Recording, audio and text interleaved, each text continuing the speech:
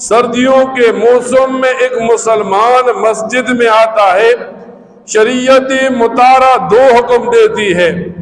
اگر ننگے پاؤں ہے تو دھو لینا فرض ہے، اگر پاؤں میں چمڑے کا موزہ ہے تو مسح کر لینا فرض ہے۔ اس کے علاوہ ایک مسلمان نماز کے لیے آیا، ننگے پاؤں ہے تو پاؤں دھونا فرض ہے، پاؤں میں چمڑے کا موزہ ہے تو پاؤں پر مسح کرنا فرض ہے، یہ شریعت نے بتا دیا۔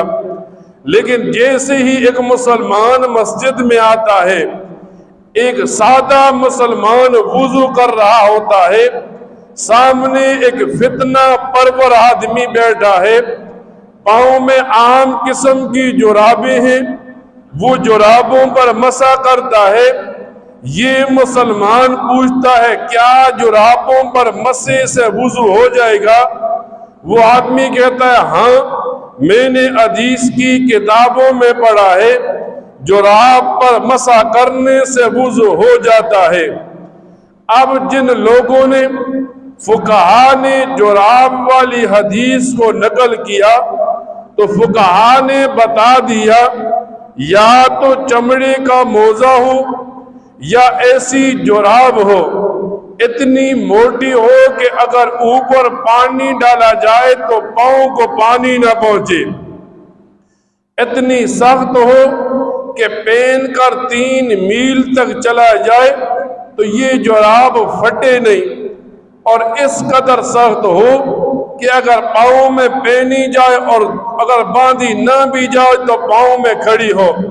یہ 3 شرائط اگر جراب میں ہوں گی پھر اس جراب پر مسح کرنا صحیح ہے۔ لیکن آج فتنوں کا دور ہے، مسلمان بے لگام ہوتا چلا جا رہا ہے۔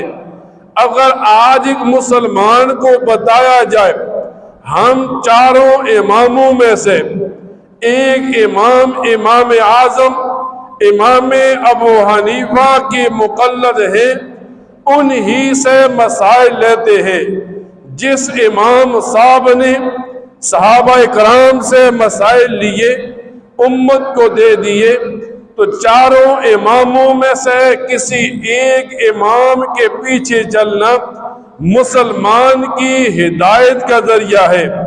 اب جب یہ سردیاں آ گئیں تو وہ مسلمان جو صراط مستقیم پر ہے، جو کسی ایک امام کا مقلد ہے، جو قرآن حدیث فقہ کو مانتا ہے، یا تو پاؤں کو دھوئے گا یا چمڑے کے موزوں پر مسح کرے گا۔ لیکن ایک فتنہ پرور آدمی آئے گا مسجد میں، اب یہ آدمی عام سے جرابوں پر مسح کرے گا، مسجد کے سارے نمازیوں کے عقیدے کو، مسجد کے سارے نمازیوں کے وضو کو، مسجد کے سارے نمازیوں کی نماز کو تباہ کرے گا۔ اور جب پوچھا جائے گا آپ کون ہیں تو بڑی ڈٹائی سے کہہ دے گا میں تو کسی امام کو نہیں مانتا، میں نے تو نبی کریم صلی اللہ علیہ وسلم کا کلمہ پڑھا ہے، مجھے تو اہل حدیث کہتے ہیں۔ اب اسے بتایا جائے آپ حدیث کو کس طریقے سے سمجھیں گے؟ ائمہ نے مجتہدین نے احادیث کو سمجھ کر مسائل امت کو بتا دیے۔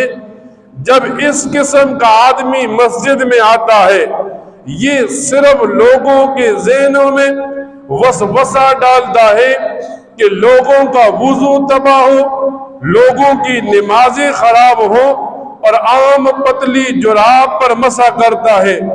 قرآن کریم میں اللہ تعالیٰ ایک مسلمان کو سکھاتا ہے کہ تو شیطان سے بھی پناہ مانگا کر، اور یوں اللہ تعالیٰ فرماتے ہیں من شر الوسواس الخناس، اور ان خناس قسم کے لوگوں سے بھی پناہ مانگا کر جو تیرے دل و دماغ میں وسوسے ڈالے۔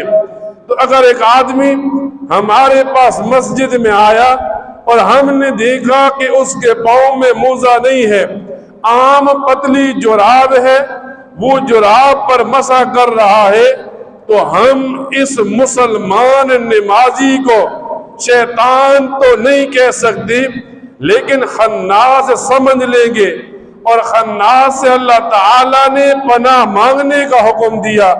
یہ پتلی جراب پر مسح کرنے والا میری نماز کو تباہ کرنے والا آیا ہے، یہ پتلی جراب پر مسح کرنے والا میرے عقائد کو خراب کرنے کے لیے مسجد میں آیا ہے۔ اللہ تعالیٰ سے دعا کیا کرے، اللہ تعالیٰ سنت کے مطابق عبادات کرنے کی توفیق عطا فرمائے۔ وآخر دعوانا ان الحمد للہ رب العالمین۔